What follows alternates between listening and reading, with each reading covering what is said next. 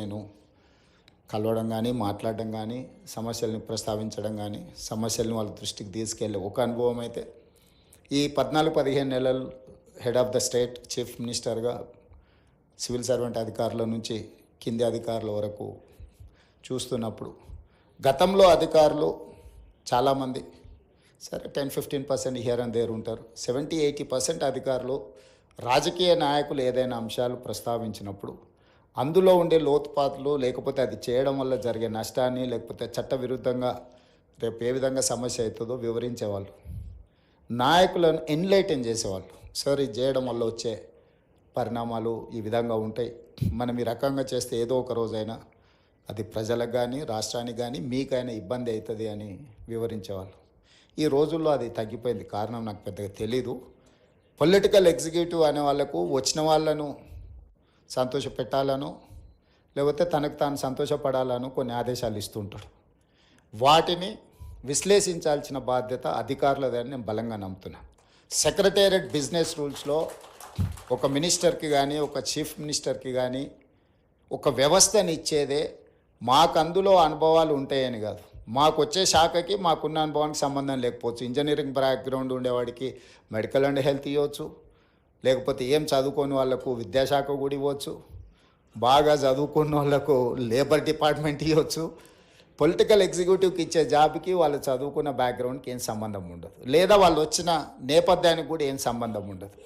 అందుకే మాకు అవగాహన కల్పించడానికి, నిర్ణయాలు చేయడానికి, హెల్ప్ ఇన్ హ్యాండ్ ఉండడానికే సెక్రటేరియట్ బిజినెస్ రూల్స్ ప్రకారం మాకు అధికారులు అనిస్తారు. ఆ అధికారులు ఏ ఫైల్ వచ్చినా ఫైల్ నోట్ ప్రిపేర్ చేయడమే కాకుండా మాకు వివరించాలి. కానీ ఇవాళ రేపు అదేం లేదు. మేము ఒక తప్పు చేయమంటే ఒకటెందుకు సార్ 3 చేద్దాం, ఒకేసారి బాగుంటుంది, బలంగా ఉంటుంది, మళ్ళీ ఎందుకు, మళ్ళీ రేపు కొత్తగా 3 చేయొచ్చు అన్నట్టుగా నేను అధికారులను చూస్తున్నా. ఇది సమాజానికి మంచిది కాదు. ఈ సమాజాన్ని 77 సంవత్సరాలు దాదాపుగా మనం చూస్తూ వస్తున్నాము. ఎంతోమంది బ్యూరోక్రాట్స్, సివిల్ సర్వెంట్స్ వాళ్ళ లైఫ్లు అన్నీ సాక్రిఫైస్ చేసి కుటుంబాల యొక్క యోగక్షేమాలు కూడా వదిలేసి దేశానికి సేవలు అందించాను కాబట్టి ఈ దేశం ఇంత బలపడ్డది, ఆర్థికంగా నిలదొక్కున్నది. ఇది జస్ట్ లైక్ దట్ ఇవన్నీ జరిగినవి కాదు. కానీ వాళ్ళు వస్తున్న వాళ్ళు పొలిటీషియన్స్ని అనే కాదు, సమాజంలో ఉండే రాంగ్ ప్రెసిడెంట్స్ని అన్నిటిని కూడా రోల్ మోడల్గా తీసుకుంటున్నట్టు అనిపిస్తుంది. ఈ మధ్యకాలంలో కొత్తగా సెలెక్ట్ అయిన ఐఏఎస్ ఐపీఎస్లు నేను చూస్తున్నాను. ట్రైనింగ్లోనే ఉన్నప్పుడు పోలీస్ స్టేషన్లకి వెళ్ళి డ్రెస్ వేసుకొని కూర్చొని సివిల్ పంచాయతీలు తెంచడానికి ప్రయత్నం చేస్తున్నారు, which is unfortunate. I'm sorry to say. నేను ఎందుకు ఈ వేదిక మీద పంచుకుంటున్నా అంటే కొద్ది మందిలో అయినా ఇది మార్పు రావాలి, ఆదర్శంగా ఉన్న వాళ్ళ గురించి చర్చ జరగాలి. అదేవిధంగా నేను జిల్లా పరిషత్ మెంబర్గా ఉన్నప్పుడు పెద్ద జిల్లా మహబూబ్నగర్ జిల్లా అంటే వ్యాస్ట్, 14 మంది ఎమ్మెల్యేలు, అసలు ఒక పక్క నుంచి ఇంకో పక్కకు పోవాలంటే ఆ కాలంలో ఉండే అంబాసిడర్ కార్లు, చిన్న కార్లు అలా 7-8-10 గంటలు జర్నీ. ఐఏఎస్లు ఐపీఎస్లు వాళ్ళు అచ్చంపేట ఏరియాల అడవుల్లో పోయి ఆదివాసీలను, చెంచులను కలిసి మళ్ళీ ప్లెయిన్ ఏరియాస్కు రావాలంటే రోజుల కొద్దీ వాళ్ళు అక్కడ ఉండి చేసి ప్రజల దగ్గరికి వెళ్ళి సమస్యల్ని కనుక్కొని పరిష్కరించేవాళ్ళు. లీడర్స్ కంటే కూడా ఆఫీసర్స్తో ప్రజలు మమేకమయ్యేవాళ్ళు, చెప్పుకునేవాళ్ళు.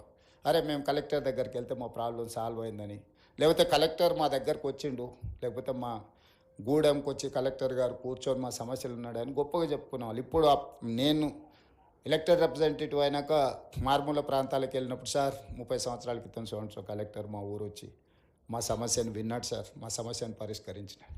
ఈరోజు పదే నేను ఇన్స్ట్రక్షన్ ఇస్తున్నా. I told my chief secretary to record there service book, field మీద పొమ్మని.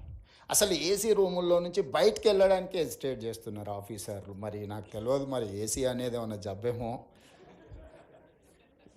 ప్రజల దగ్గరికి వెళ్ళినప్పుడు అంటే ఒక ఐఏఎస్ కానీ ఐపీఎస్ కానీ డిస్ట్రిక్ట్స్ను హోల్డ్ చేసినప్పుడు వచ్చిన ఎక్స్పీరియన్సే రిచ్ ఎక్స్పీరియన్స్.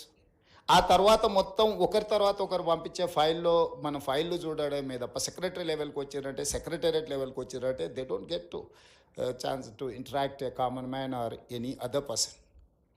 సో కింద వాళ్ళు ఎప్పుడైతే కింది లెవెల్లో దొరగారు ఉన్నారు, ఇక్కడ ఐపీఎస్లు సెలెక్ట్ అయినా వాళ్ళు కానిస్టేబుల్ నుంచి వాళ్ళని డ్యూటీ ఒక్కొక్క స్టెప్ నైట్ డ్యూటీ నుంచి, లేకపోతే పెట్రోలింగ్ డ్యూటీ నుంచి, సైకిల్ మీద పోయి నేర్చుకునే కాడ నుంచి ఐపీఎస్లకు ట్రైనింగ్ ఇచ్చి వాళ్ళు ఏంటంటే గ్రౌండ్ స్టాఫ్ లేకపోతే ఫీల్డ్ స్టాఫ్లో ఉండే సాధక బాధలతో పాటు నిర్ణయాలు కూడా ఏ రకంగా చేయాలనో వాళ్ళందరికీ కూడా ఒక ట్రైనింగ్ ఇచ్చి ఉండేవాళ్ళు. కానీ ఇప్పుడు అసలు మరి సిస్టమ్ ఎడిపోతుందో నాకైతే తెలియట్లేదు, కానీ I'm not happy for that.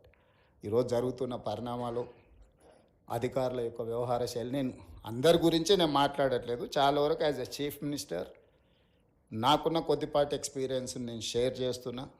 అధికారుల ఆలోచనలో, విధానంలో మార్పు రావాలి.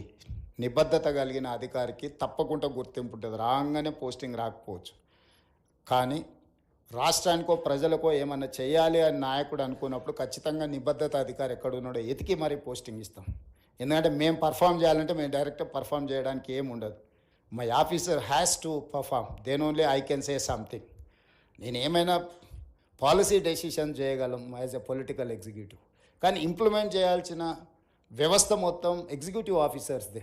వాళ్ళే మమ్మల్ని ఎన్లైటన్ చేయాల్సింది, మాకు అవగాహన కల్పించాల్సింది, అన్ని సబ్జెక్టులలో ఏ సబ్జెక్టులో ఏముంటుంది, ఏం చేస్తే ఏమవుద్దని అవగాహన కల్పించాల్సింది అధికారులదే బాధ్యత.